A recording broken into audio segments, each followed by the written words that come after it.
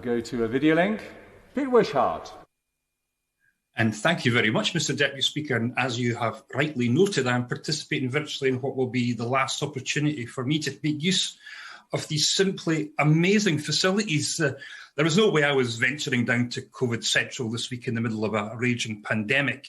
But these facilities have been a great parliamentary innovation, which has allowed all members to participate equally during this pandemic, making sure that all of our constituents, regardless of where you are in the UK, have a voice and that we have been represented.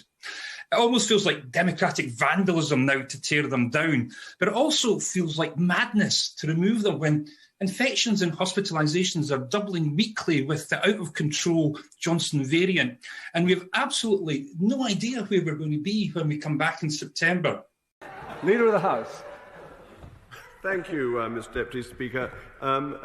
Yes, I agree with the honourable gentleman that Mr Speaker has been the pilot who weathered the storm, and I think we should raise a toast to him in that capacity. And I'm delighted to see that the honourable gentleman, the member for Perth and North Perthshire, has started his holiday early and seems clearly to be enjoying it already from his fastness in Perthshire. I thought he might be in mourning today because it is, of course, the anniversary of the Battle of Falkirk in 1298, which was not one of the most glorious events in Scottish history.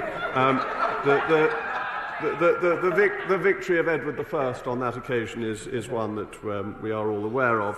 But to come to his points on this House works better when people are here, and we do a better job of representing our constituents. We do a better job of holding ministers to account. Speaking as a minister from the dispatch box, quite honestly, remote participation is a doddle. It is just so much easier than having that immediacy, that spontaneity that you get from somebody in the chamber who comes up and is aiming to catch you out. Having the call lists makes life much, much easier for ministers. We are here, and I say this as a minister from the dispatch box, to make ministers' lives testing, so that we hold them to account to seek redress of grievance for our constituents and to check that government policy is well thought through as it should be. And that leads to better government because policy is then better thought through, better known and better argued for. We have a duty to be back for the good of democracy. And I'm sorry to tease the honourable gentleman for going on holiday a day early, but actually that's the effect of virtual participation.